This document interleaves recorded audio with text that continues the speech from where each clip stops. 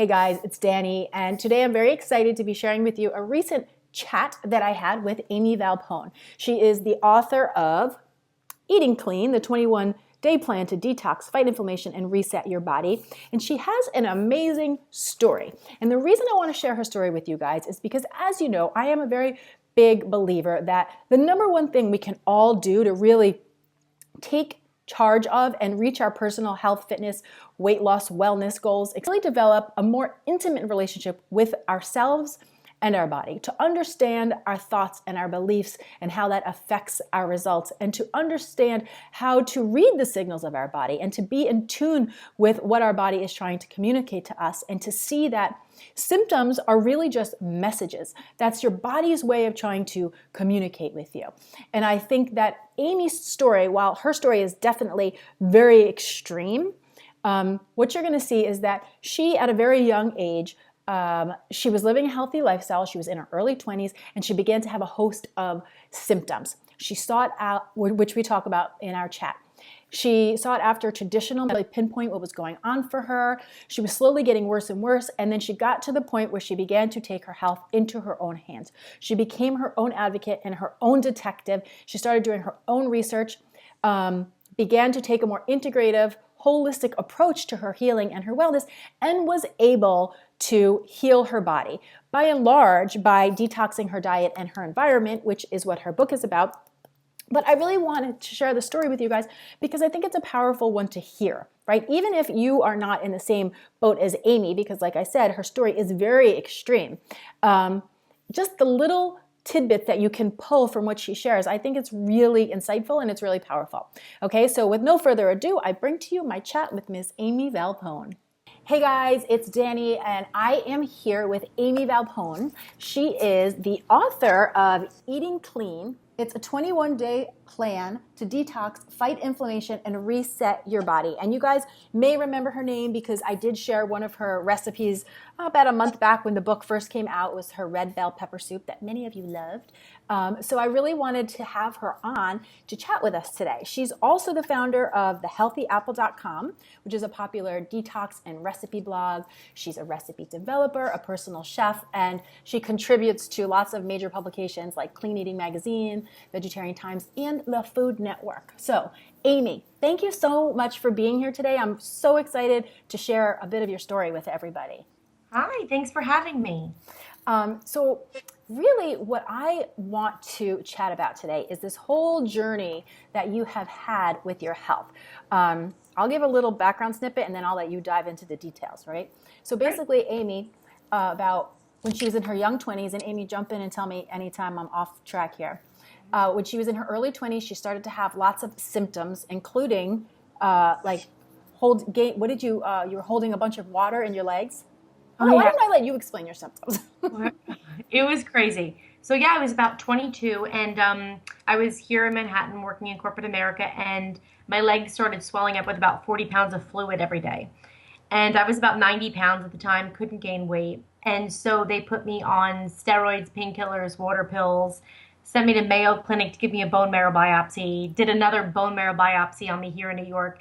No one could figure out what was wrong, and my white blood cells were chronically low, so it freaked them all out. They thought I had leukemia.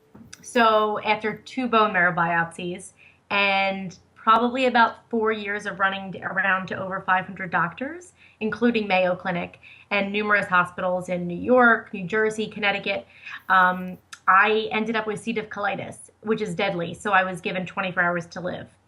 And I was on disability from my corporate job, and it was crazy. I was on morphine, and I'll just never forget that moment. And from that moment on, I decided not to go back to my corporate job, and I said that if I survive, I'm going to dedicate the rest of my life to helping people figure out what's wrong and realize that they're not crazy, and I'm going to figure out what's wrong with me, and I'm going to heal my body the right way and get off all these drugs. And so that's when I discovered something called functional and integrative medicine, which I talk about more in the book. Mm-hmm. And my story is very, very long. I mean, you can imagine. But as you know, the whole story is in the book. So I don't want to, tell the entire thing now because it's incredibly long. But Yeah, I go through a lot of the process with the book or Yes. sorry, with my story in the book. And I just want to say, and basically what Amie did is that so initially she spent about 3 years seeking after traditional medical therapies and doctors, etc., and was only slowly seeming to be worse and worse. Nothing was necessarily getting better. And I think this is the part that's really inspiring, and I want people to get is that you really started to take your health into your own hands. She started doing her own research. She discovered integral and functional doctors, which what's the difference? What would you say is the difference between a traditional doctor and a functional doctor? Definitely. So an functional or integrative or functional medicine doctor, for example, say your husband went to the doctor and he was like, okay, Joe, you have high cholesterol. He would hand him Lipitor, a drug, pharmaceutical drug, and would not ask any questions about his health, wouldn't ask about his sleep or his stress or what he's eating. And 7 minutes with him, he'd be out the door. Now, a functional and integrative medicine doctor, on the other hand, says, okay, Joe, what are you eating? What are you doing? What's your stress like? What's going on in your house? How much seafood are you eating? What are you exposed to on a daily basis and the chemicals that you're exposed to? What kind of cleaning products are you using? Are you eating organic? How's, the love in your life? Like different things that are all affecting our bodies.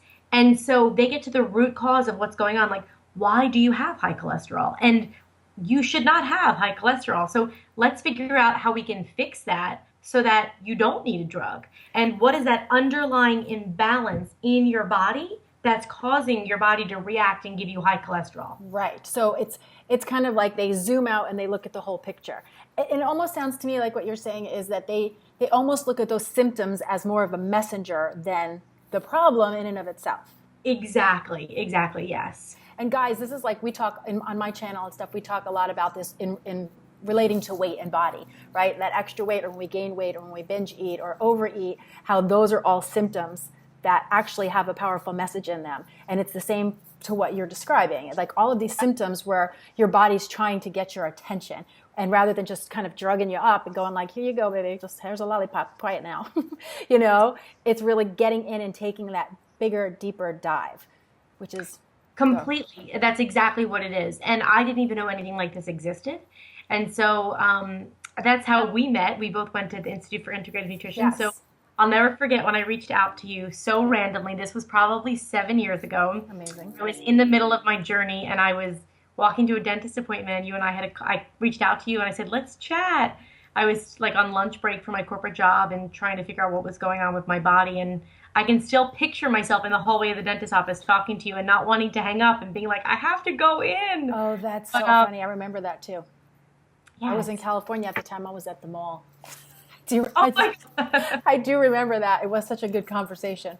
That's so you went to these functional doctors, integrative doctors, and basically they were looking at you and they were looking at your food. And I just want to say too, because I think this is important, and you mentioned this in your book, that Amie was living a super healthy life prior to. It's not like you were like a fast food junkie, eating a lot of processed foods and sweets and sugars. You were already a very health conscious person. I was, and that's what threw everybody off and threw all the doctors off. That's why no one could really figure out what was going on with me. I can only imagine how frustrating that was. I mean, at any point you must feel like you're crazy. Yeah, I completely felt like I was crazy, like many, many times. And it's been a journey, I have to be honest. I mean, right now I'm doing more the energy work, the acupuncture, the Reiki, things like that. And it's still a journey. I mean, I'm fully healed, but there's still things that you have to do to keep your body, I eat 100% organic. I make all my meals. I rarely eat out. I don't drink. But I love my life and it's amazing. And if I did have a drink or if I did eat something that I wasn't supposed to, I mean, I'd be not feeling well for a good week and a half or so. I mean, especially if it's like gluten or something like that. I mean, I'd be sick for about 5 weeks. So I realize that my body is so hypersensitive that, so many clients that I work with say, how do you do it? How do you not eat out? How do you live a life? I mean, I'm a 33-year-old single woman in Manhattan. I mean, you make it work. And you have if I can do it living in New York City, anybody can do it. It's really just about your frame of mind. And so many people say, what do you say to your friends, or what do you say when you have dinner parties, or I mean, you bring your own food, or you eat before you go, or you figure it out and your real friends will understand. And Right. you figure out a way to make it work, not just going and eating those foods and getting sick and then being sick for like 4 weeks, whatever it may be, and just doing that to make other people happy. Like Yes. that's not gonna, you're not gonna heal. I don't remember where I read it, but there was something I read when it was like, look, no matter who you are, there's going to be people who are like you and people that don't like you. Like you're going to have your people, and then you're going to have the people that aren't your people. So you could either Totally. fake the funk to get people to like you, you're not even really going to like that much because they're not really your people, and still people won't like you. Or you could just do you, and you'll have people that like the real you, and there will still be people that don't like you. Yes, completely. There's always going to be people that are, saying things or just thinking things. And in the beginning, I was worried about that. I was always like, people are going to think I have an eating disorder, or they're going to think that I'm crazy, or that I'm like OCD. And I'm like, who cares what they think? They're not the one that's sick for 4 weeks after they have a piece of bread. Like, their immune systems react totally differently. And now, as I'm in my 30s, I'm seeing even some of my guy friends are like, Amie, I can't eat dairy anymore. And I'm like, oh my God, like, wake up. This is where I've been in the last 10 years. And I think now a lot more people are realizing food is bothering them. Certain foods that were so great for them for so long are really still triggering symptoms. So, okay, so let's take it back for a minute. So you're going to the integral and the functional doctors, and then you guys start to realize that your body has a lot of toxins, or you're in a toxic environment. Like, so what exactly happens? What's the discovery there that we weren't finding prior? Definitely. So the first thing they did was get me off all the drugs that I was on. And then after that, they realized that... Which is huge, right? Because now you can get back to whatever's happening. It's not all being masked and... Exactly. And plus, the steroids, were taxing my adrenals, which attacked my hormones. And I mean, figuring out my hormones and my adrenals and getting them back into shape from only 2 doses of steroids took me about 3 years. I mean, I'm not going to lie. It was pure hell. And so through functional medicine, they found heavy metal accumulation. My mold and lead was off the charts. They found hypothyroidism, leaky gut, chronic candida that was so bad it was like to the levels of people with AIDS and cancer. They found Lyme disease, which was false negatives for about 15 years. They found polycystic ovarian syndrome. They found, let's see, what else? Fibromyalgia, and they found Epstein-Barr. Everything, there were probably some more things in there, but all of these things were missed by conventional medicine. So then, go ahead, I'm sorry. When I figured that out and I got those answers, I started crying and I was like, I'm not crazy. And that's when I came out with my story on my blog. Now, they didn't find all those things in the beginning. They found the leaky gut and the hypothyroidism and the heavy metals, but the mold and the Lyme and the PCOS, I mean, those weren't found until like 3 years ago. This guy, like, yes, every doctor can miss, I mean, doctors can miss things. And I think that's why it's so important to work with doctors who can really, you can work with and you can manage them. Because when we trace back to when I was a young girl, when I was about 7 years old, my blood work, my white blood cells were about 1.2, which means I should have probably been dead. Normal is like 4.0. And so someone only caught it when I was 22. My white blood cells were 1.3. And so I had gone, almost 20 years, like 15 years like this. So meaning I got bit by a tick or something like that when I was younger, and it didn't manifest until I was 22. So you can imagine the damage that it did to my body. And so it just goes to show you have to be your own doctor, not to self-diagnose, but you have to be in control of your health. You cannot rely on the doctor signing off on things. I mean, I've had doctors sign off on things and they're not, accurate, and it's not right, and there's problems. And, doctors are not perfect. They're wonderful people and they're here to help us. But that's why it's so important to work with these functional integrative medicine doctors who take a deeper dive into it.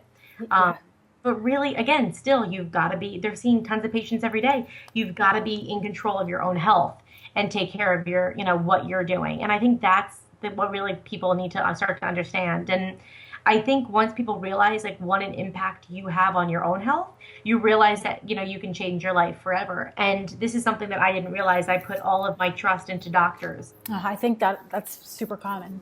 We're born We get sick, we're told you're sick, go to the doctor, he tells you what's wrong with you. And it's like, no, you should be able to figure out what's going on and listen to your body. But we're also stressed out and we're so busy that we don't have the time to sit with ourselves and to figure out what's going on. So I think that's what was really important for me, is trying to figure out what's going on and how do I fix it. Yeah, and knowing, like you said in the book, there was a point when you were going through a bone marrow biopsy, and you were saying to yourself, Amie, you know your body best. You know this isn't right. Just hang in there and we'll get through this. And I think there's, we have gut instincts, right? And we have internal messengers. And like you said, it's not to self-diagnose at all, but it's to just listen to that whisper, that gut instinct that you have, and just honor it, and just, explore it. Don't rule it out and think somebody else outside of you knows more or better, right? They may or they may not, right? So don't discount your own experience. Yes, I agree completely. And I think we're scared to do that. I was scared to death. I mean, I was like, I don't know what I'm doing, but you really do. I mean, these doctors would say different things, and I was like, no, that's not me. I mean, doctors are learning as they go because every patient is so different, So I think it's really important to really look at your symptoms, and you can't just Google your symptoms because your symptoms could be 7 million different things, right? That's why it's like you have to really pay attention to your body and do what works for you. But that's why I really wrote this book, because I wanted to show people, like, I wanted to shortcut their journey. Your journey doesn't have to be as expensive or as time consuming as my journey. And, if you really put your mind to it, like, you can figure it out and create binders for yourself and put all your blood work in it and start to put the pieces together. And, the one thing I always say is I started to get better when I started to go to doctors that did not take my insurance. And it was the hardest thing I ever had to do, because I had to spend hundreds of thousands of dollars on my health, which was impossible to do. And I did it. And that's when I started to get better. And that's what's sad about our society, right? Like, the doctors that really have the time and want to sit with you are the ones that cost a lot of money and that really don't take insurance. And Right. so that was really important for me, to figure out what doctors to work with and really to create a team of doctors, because one doctor is not going to heal you. I had to go for one doctor for Lyme, one for my gut, one for my thyroid, one for PCOS, and I had to have them all working together. And so that's what you really have to do. You have to spearhead this, because they're not going to do it on their own. They're busy with all their other clients. So after you started going to the more functional doctors, so you started to that's when you started to kind of cleanse, detox, I guess would be the word, right? Yeah. And you talk about this a lot in the book. So let's talk a little bit about that. Like, how do you determine, in the book you mentioned 13 like major players as the toxins. Page 25. Definitely. So it's everything from gluten to dairy to soy to sugar to caffeine, alcohol, white flour. Not my coffee, Amie. Well, it's just for 21 days. Okay. As long as you're drinking organic coffee, because coffee is so heavily sprayed with pesticides, people don't realize. But yeah, so that's the basis of it, and really learning how detox is not a cleanse. It's not about starving your body on a juice fast. That's not it at all. Detox, like a cleanse, is going on a juice fast, not eating food for a few days. A detox, on the other hand, is really learning how to get the bad stuff out of your body and put the good stuff in. So you're eating organic, you're getting 7 hours, 8 hours of sleep, you are doing Epsom salt baths, which I just got out of, which is why my hair is you are doing infrared saunas, you're doing, I didn't write about this in the book, but severe cases like Lyme, organic coffee enemas. Things that skin brushing, things that you have to do to help support your body to detox every day.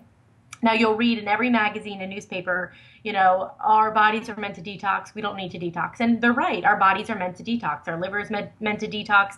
Everything in our body is set up to excrete these toxins.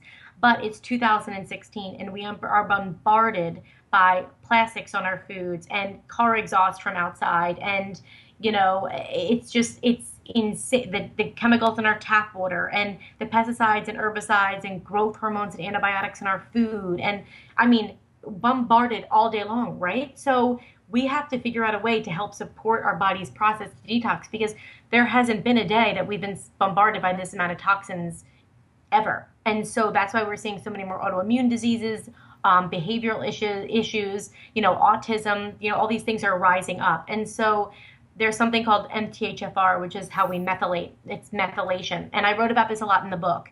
And so I'm missing one of the MTHFR genes. Children with autism are missing two of them.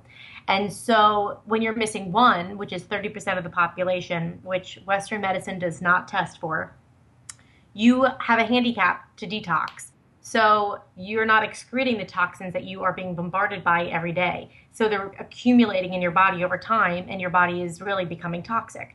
And that's when things like acne or arthritis or eczema. Okay, that's what I was just going to ask you. So, like, what would somebody be looking for? What would be signs to be like, maybe a detox is something you should seriously consider? Yeah, I mean, it could be any of it. See, all our bodies are so different, so everything's going to manifest as something different in all of us. But in my book, I put in there some symptoms. So it could be headaches, it could be dry skin, it could be dark circles under your eyes, it could be losing your hair, weight gain, weight loss, no appetite, starving, like hormone imbalances, infertility, losing your period. I mean, insomnia, or being insanely lethargic. There's so many different things, joint pain, muscle pain. I mean, you think about it, acne, these things it's a form of toxicity. But we're taught in this society that you have something that hurts or something's going on, you put a Band-Aid on it. You've got a pimple, you put a cream on it. You've got a knee, your knee's bothering, you take an Advil. And it's like, these are Band-Aids. They should not be used on a daily basis, because all that stuff, all those chemicals that are in these things that you're taking have to filter through your liver. And your skin is your biggest organ, which I talk about in the book. So everything you put on your skin, from your makeup to your cleaning supplies that you touch, and your sunscreen and your chapstick and your toothpaste, all those chemicals are getting absorbed in your body. So this is why it's so important to really look at everything as a whole. It's not just your food. Yes, the whole environment. Totally. And what I really wanted people to know from this book is that I'm not telling you to eat clean and live clean because you should, but because once you see life this way, you'll never go back. You'll never, ever go back. When you see how good you can feel eating clean and living clean, why would you ever want to go back to feeling crappy again, or getting rashes or eczema or acne or being bloated? Like, it's a way of life. And detox is not an overnight thing. It's not a quick fix. It's not a cleanse. It takes time. But if you follow the steps in the book and you start to look at your symptoms and you start to really address things, you'll notice changes and you'll start to feel a lot better. Yeah, the book is it is very thorough, and I feel like it really covers, the whole spectrum, from food to environment to cleansers to, what's in your home. So, I do think it is a super thorough layout, and I feel like you made it very simple, which is good for people like me. Thank you. Because it can be totally overwhelming, even food detoxes. That's what I was worried. I didn't want people to feel overwhelmed, so I was like, I tried to just keep it very, very basic. It's hard because a lot of people don't know any of this, and I didn't want people coming into it and like running around screaming. So I wanted people to feel like they could read it and be like, okay, I can start slowly. And it's taken me 5 years. I now have an organic mattress. I now have organic sheets. I now have organic towels. But like 5 years ago, I didn't. Start with the things that you use every day. Your laundry detergent, your dish detergent, That's a great tip. Tap water. Work on these things, getting the chemicals out of the things that you are touching with your skin every single day. And then slowly start to add in new things. And then, focus on the dirty dozen and different things like that. Oh, yes, right. So I think those are great tips, especially from the food perspective, because I think, like we're saying, like it can seem like a lot to people, especially a lot of people ask me often, especially when the spring rolls around, like about detoxing and cleansing, and me coming from more of a dieter's background, I tend to lean into food rules, and so I tend to say, just simply, if you just remove sugar, you're giving your body a baby detox. If you just remove dairy or caffeine or alcohol or any one of these major players, right, you're giving your body a baby detox. But what I liked, or what I think is interesting in the book, is so you do this 21-day cleanse. So you're taking these So you take these food. Oh, look at your water. I fill it up with a ton of lemons and I let them sit. This is probably like the last 3 days of lemons, and then after the third day, and I just keep filling it up with water all throughout the day. Oh, that is brilliant. With my metal straw. Yes, that's awesome. And I throw it out. because then by after 3 days, the lemons are like, That's awesome. Okay, I'm yeah. so doing that. Okay. So after the 21 days, so you're cleaning, you're detoxing, and then you slowly work foods back in to then see if how your body responds or reacts. So then you have a good understanding of whether or not it works for you or not. Is that the idea? Exactly, but it's done very specifically. So the reintroduction period, which I outline completely in the book, you have to do it very, very slowly and start with very, very basic foods. And so you can't start eating almond milk because it's filled with like carrageenan and all these other ingredients. You have to add in just that single ingredient because it's your So body interesting. can react to anything, right? Right. Yeah, so it is. So I think it's so interesting. And I think like we're saying, guys, it's you have to look at where you are and what you're feeling your needs are. But if like Amie said and like I said, when you have that instinct that maybe your body needs a break, or we know, like you just know, like you just sometimes that thought pops in your head, it's probably popping in your head for a reason, right? And honoring it It's and so thinking, how true. can I do that? Like how, if you're thinking it, it's probably for some type of reason. I agree completely. And it's funny. I didn't start to listen to my body until I got sick. And like 4 years into getting sick, because the first 4 years it was like, go to this doctor, go to this doctor, go to this doctor. What does he say? What does he say? What does he say? I never listened to myself. And now all I do is listen to myself. And What a even beautiful in, thing. I think my next book will be more about the mind, because I Mm-hmm. think I'm even like, I'm just finishing my book tour and everything. And like people are like, let's get together, let's get together. And I'm like, I'm sorry, I don't want to see anyone or do anything for like the next 4 weeks. I just need to be alone. And like Mm-hmm. I need to recharge. I've become an introverted extrovert after going through everything I went through. I used to recharge by like being around a bunch of people, and I still love being around a bunch of people, but honestly, I need my alone time, and to heal fully, I need good night's sleep. I need to make my meals, and I need to meditate, and I need to read my books, and I need my life needs to be stress. I need no stress. I need no drama. Like I surround myself with like tons of loving people, all positive people. I let the negative people fall out of my life and learned how to let that go, which was a very, very hard thing to do. And so I think too we have to listen to ourselves. Like, it's I work with clients, they're like, it's Friday night, I should be out. And I'm like, well, what do you want to do? And they're like, I just want to be alone and sleep. I'm like, then sleep.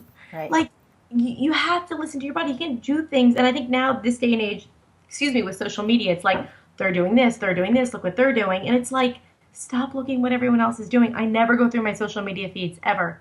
I post and I'm off. I can't, because it sucks you in and you see what everybody else is doing and you're like, oh my gosh, what are they doing? I should be doing that. I should be working harder. And it's all that crap is not letting your body heal. It's constant jibber jabber in here, Mm-hmm. right? And so this is something I'm learning just in the last year and a half after I handed my book in, and I'm like, oh, okay, maybe this will be in my next book, because I think that's a huge part of it. Oh, I could not agree more. And I think there's that, you can't separate the mind and the body and the mind. They are completely interwoven. They feed each other constantly. And that can't be overlooked. And our thoughts can be just as toxic as the broccoli or the burger on our plate. You know, Completely. it's Completely. all You could eat all the kale in the world and still be like miserable and sick. And that's the clients that come to me, and they can't think they're doing everything right, but right.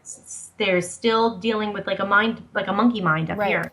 Oh, And although I found, I didn't mean to interrupt you. I get excited no, about no, these things. no, Like, go for it. I will say, I've talked about this on my channel sometimes. Is how so I find like social media and things online that I've actually used that as like a great. I feel like I've created a world for myself that I love to exist within. Because if I read or follow something that doesn't uplift me, inspire me, empower me, etc., I just unfollow, and then I just make sure to follow people that think the way I want to be thinking, or that are bringing me up, or that are putting in positive vibes, that are, owning their truths. And I feel like I've created this bubble around myself that is like my real world. I love it. I I love you. absolutely love it.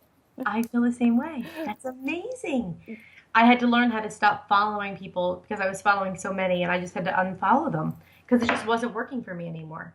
Yeah, it's important. It is so important. Our environment and like what you're saying, our thoughts, our beliefs, it all ties together, and it's just good to know. And much like what you're saying about your sickness, for me, it was my struggle with my weight and negative body image, and that ended up being one of the greatest gifts in my life because it invited me to create a better relationship with myself. It invited me, it was like, what would you call it? It was it's where I got the desire to want to understand myself, to want to have a healthy relationship. You know, it was almost like I needed that. I was like, because I wanted to change my weight, it made me have to look internally. And then I was like, oh, there's all this stuff I probably wouldn't have even paid attention to if I didn't want to wear a bikini. Yes, it's so true. And a lot of it is like the mind, the things that you're telling yourself every day, Yeah. getting out of those negative patterns. So good. It reminds me of like when you think like really it's all happening for you. It all is happening for us. Oh You know? I think I put that. I think I put that in my book. I had to realize like everything that's happening to you, as hard as it is happening for you, not to you. If I Yeah, that's had good. not gone through this, pure hell. I mean, I'm talking pure hell. Like I'll be very honest with your readers. Like I wanted to kill myself probably 100 times. Wow. I mean, you're living by yourself. You're in New York. You're in your 20s. You're missing all the weddings, the bachelorette parties, birthday parties. You lose all your friends because no one gets it because Right. they don't understand what like candida or Lyme is or how you're bedridden. You know, if you don't have some kind of serious thing that they think is serious. But it's yeah, you just start to realize like I'd be sitting in a cubicle right now at Vogue magazine where I used to work, miserable. And here I am like in my apartment. I just took an Epsom salt bath. It's like 1:30 in the afternoon and I'm like, "Oh, I'm going to do this podcast. I'm going to meditate and I'm going to write an article and this is what, you know, and you start to build your life and you realize the thing that I'm starting to realize is we are all hung up on being busy. How are you? Oh, I'm so busy. How are you? Oh my God, I'm so busy. And I'm like, why are we all so busy? Like, take control of your life and pull out the things that you don't need and self time. Because if you're so busy, that means your body isn't resting, right? Yeah, it's so And true. it's so hard. Trust me, I am like type A, high energy, want to do a million and one things, but I had to learn how to slow down a little bit. Yeah, it's so true. It's one of the coach, a life coach I used to study with. She used to have people do like a time journal, and she would say, you know, like if you were like, well, I don't have time to, I want to write this book, but I don't have time, or I'm trying to build this, but I don't have time, and she would say, okay, you know, for 2 days, I want you to like literally write down all of what you're doing, like minute, days, you know, hours, etc. And it was fascinating because you would then read back and you'd be like, oh, well, I watched TV for an hour and a half there, and I, you know, talked on the phone for 45 minutes here, and I, you know, whatever. And you start to see things that you're like, oh, I have time, Yeah. right? It's just that I'm not using it, and so I feel busy because I'm filling my time with stuff that either I don't want to be doing or is just wasting time, and then it creates that state of mind like I'm so busy, there's so much to do, rather than saying, okay, what do I want to do, what are my priorities, where do I choose to put my energy and my attention, and then, you know, creating the discipline and the boundaries to come from that space and then follow through and honor that truth for yourself, which is, as we know, work in progress. Totally. And none of us are perfect. And you know, that's the thing with my book and with my work. I don't want anyone to think they have to do anything overnight. It takes time. And if you slip up, like, it's okay. Just start over the next day. But, you know, be patient with yourself. I used to get so upset with myself when, you know, when something went wrong or some pain would go back. But really, it's learning how to, like, love yourself throughout all of that, which is probably the hardest thing to do. Yeah, I agree. Gentle, kind, compassionate. You know, the way I think I have a 6-year-old daughter. I have a 6-year-old daughter. I don't think I have a 6-year-old daughter.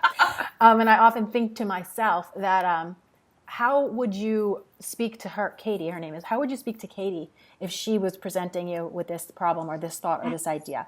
You wouldn't tell her, oh, we don't have time for this, or it's not important, or don't be silly, or you're making a big deal at all. You would listen to her, you would be compassionate, you would be understanding, and then you would guide her and, you know, offer that to self, right? Offer that to self. And I do think for so many that I know for myself, you know, that has been so much of the journey is learning to create that relationship with yourself first and foremost. And then that emulates out to the world. It's like, when you bring it here, then it naturally starts to go there. It's good stuff. Completely. There was a quote that I use and that comes up in my calendar a lot. Like, you picture like a little girl crying and you hug her and like that's you, right? So you treat yourself like with compassion, like you would treat this little girl, like you're hugging her and you're giving her love. Like we're all little girls. Yeah, right? it's so true. Or boys. And boys. We'll include boys. Yeah, we'll include the boys. And Yeah, no, but I think it's so great. And I think it's so important, to be sharing this story. And that's why I've known you all these years, but for some reason, reading the intro in the book, really I was like, wow, I didn't really realize the depth of this journey and how you really took your health into your own hands and how you found these, functional and integral doctors and how you changed it through food and environment. And it really, I think it's just so powerful, especially for anybody out there, any of you guys out there who might be having symptoms and feeling like you can't figure out what it is, or, whether it's weight gain or acne or whatever, joint aches, and you're just like, I'm trying this and I'm trying that, and it doesn't make sense. It might be worth exploring, some type of detox. So Thank you. And I also, too, in the back of the book, I had 3 pages of, it's probably worth like $100,000 because it's every doctor I've gone to, every functional and integrative medicine test that ever helped me. Oh, wow. Because there's false negatives with Lyme through Quest and LabCorp, so you want to go through 2 special labs in there, everything from hormone testing to, you name it, gut testing, stool test. Everything is 3 full pages. Oh, wow. Yeah. So And you have all the products and the vendors that you like. I'm seeing that too right now. So that's awesome. So I'm going to show the book one more time for anybody who might want to explore this, right? So it's Eating Clean, and it's, a very thorough walk you through 21-day plan to detox, fight inflammation, and reset your body. And I just think it's just really well done. So Thank you. I always, whenever I end these interviews, I always wish people were here live, because I feel like don't you feel like now we can hand the mic over and then everybody would ask some questions? Totally. We need a live studio audience in here. No, well, I'm pretty good on my social media, like everything. I'm just at The Healthy Apple on everything. So, so good. Instagram, Facebook, Twitter, Pinterest, all that. Good. Google At The Healthy Apple. And that's also your website, thehealthyapple.com. Yep. So, and Amie puts up new recipes every Monday, right? You're good. I know what you do, girl. Okay, so guys, I'm going to say goodbye. Amie, don't hang up. I'm saying goodbye to everybody, and then we'll chat. I always do a separate outro. So thanks for being here, Amie, and guys, I'll talk to you in a second. Thanks for having me. I hope everyone learned something. I'm sure they did. Thank you. So is that a story or what? It's really pretty unbelievable. I think it's amazing that Amie was able to kind of unravel all of that for herself. So I would love to hear from you guys. If you have any thoughts, if any of this resonates with you, any aha moments, I hope you got some type of insight from that conversation. Come on down to the comments below and let us chat. I love chatting with you guys. And if you guys want to ask anything directly to Amie, I will also leave some of her links down in the description box below so you guys can try to reach out to her should you need or want to do that, okay? So thanks so much for hanging in there with me. I will see you all back here soon with some more food for thought. Bye, guys.